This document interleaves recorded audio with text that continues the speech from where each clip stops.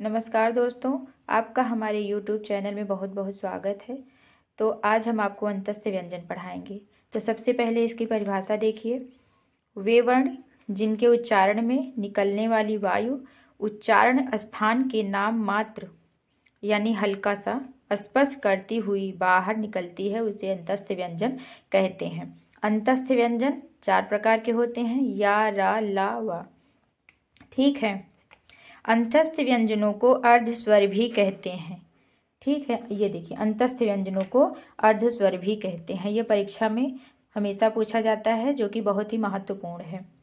ठीक है। या और वा को विशेष रूप से अर्धस्वर माना जाता है। अर्धस्वर विशेष रूप से माना जाता है। विशेष रूप से माना जाता है। माने सभी जाते हैं, लेकिन या और वा को विशेष रूप से माना जाता है। ठीक है। और इसको या और वा को संघर्षहीन अंतस्थ व्यंजन भी कहते हैं। संघर्षहीन अंतस्थ व्यंजन भी कहते हैं। ठीक है। उसके बाद जैसे परीक्षा में अगर पूछ लिया जाए, ये हमने नीचे भी लिखा हुआ है, ये देखिए, या वा को संघर्षहीन अंतस्थ भी माना जाता है। ठीक है। अब जैसे परीक्षा में अगर पूछ लिया जाए, निम्न में से अर्धस्वर किसे मानेंगे? निम्न में से अर्धस्वर, जैसे हम ये क्वेश्चन है, निम्न में अर्धस्वर है।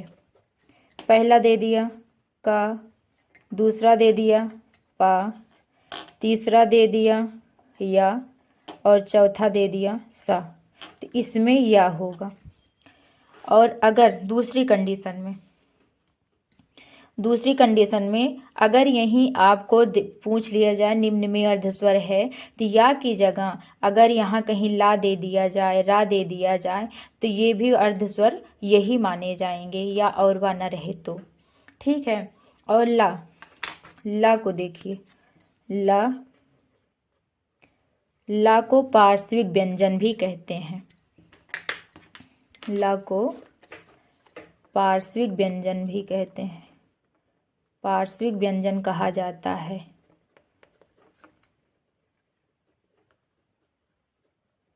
यह सुपर टेट में हमेशा पूछा जाता है, अत्यंत महत्वपूर्ण है ये। पार्श्विक व्यंजन भी कहते हैं। और हो गया, ला को पार्श्विक व्यंजन भी कहते हैं। और रा को देखिए, रा को क्या क्या बोला जाता है? ऐसे गोला बनाइए। रा को बोलने वाले शब्द को क्या क्या बोलते हैं, आपको मैं समझा रही हूँ। ठीक है। रा को प्रकंपित और कंपनजात,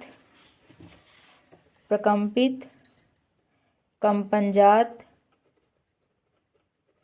ठीक है। ऐसे शब्द इसको बोले जाते हैं, रा को। और लुंठित भी बोलते हैं इसको, लुंठित। रा शब्द को कंपनजात, प्रकंपित और लुंठित बोला जाता है। ठीक है, आ गया समझ में? अब आप पढ़िए ऊष्म व्यंजन। ऊष्म, ये देखिए ऊष्म व्यंजन। सबसे पहले परिभाषा देखिए। वे व्यंजन जिनके उच्चारण में निकलने वाली वायु उच्चारण स्थान और जिह्वा के मध्य भाग से घर्षण करती हुई बाहर निकलती है, उन्हें ऊष्म व्यंजन कहते हैं। ऊष्म व्यंजन 4 प्रकार के होते हैं। ऊष्म व्यंजन, ये देखिए, ऊष्म व्यंजन 4 प्रकार के होते हैं। ये देखिए, मैं बताती हूँ। ऊष्म व्यंजन 4 प्रकार के होते हैं।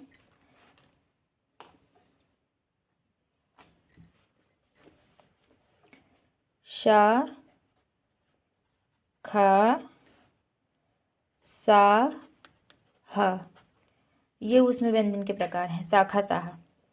ऊष्म व्यंजनों को संघर्षी व्यंजन भी कहते हैं। जैसे देखिए शाखा, साहा। अब ये हो गया चा, छा, जा, झा के उच्चारण में भी संघर्ष की स्थिति बनती है, क्योंकि जो इसमें संघर्ष है, जिसमें ऊष्मा निकले बोलते टाइम, वही उसमें व्यंजन है।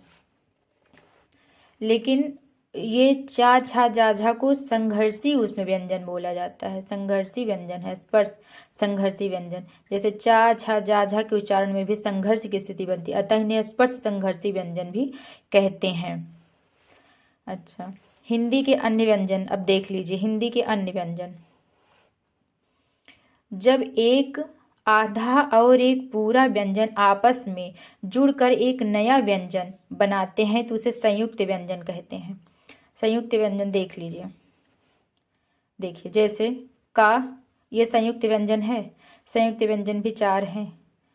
देखिए का प्लस खटकोड़ वाला सा प्लस बराबर छत्री। तो ये देखिए का जो है ये आधा है, ये खटकोड़ वाला सा जो है पूरा है, तो मिलकर छत्री बना है। ता देखिए आधा है, रा पूरा है, तो यहाँ त्रा बना है।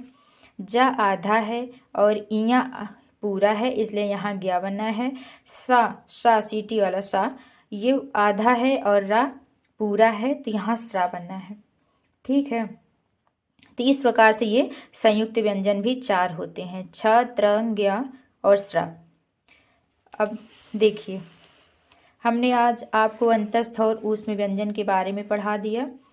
थोड़ा सा आप रिवीजन कर लीजिए। दिखा देती हूँ वे वर्ण जिनके उच्चारण में निकलने वाली वायु चरण स्थान नाम मात्र स्पर्श करती हुई बाहर निकलती है, उसे अंतस्थ व्यंजन कहते हैं। अंतस्थ व्यंजन 4 होते हैं।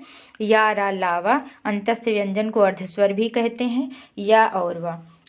या और वा को अर्धस्वर विशेष रूप से माना जाता है। या और वा को ही संघर्षहीन अंतस्थ व्यंजन कहते हैं, क्योंकि बिना संघर्ष के ही या वा बोलने में कोई संघर्ष नहीं करना पड़ता। और ये मैंने आपको प्रश्न बताया है, यहाँ भी बताने जा रहे थे, पर इसी टाइप का प्रश्न है ये। और ला को पार्श्विक व्यंजन भी कहा जाता है, इसलिए हमने इसको आपको बगल में समझा दिया है।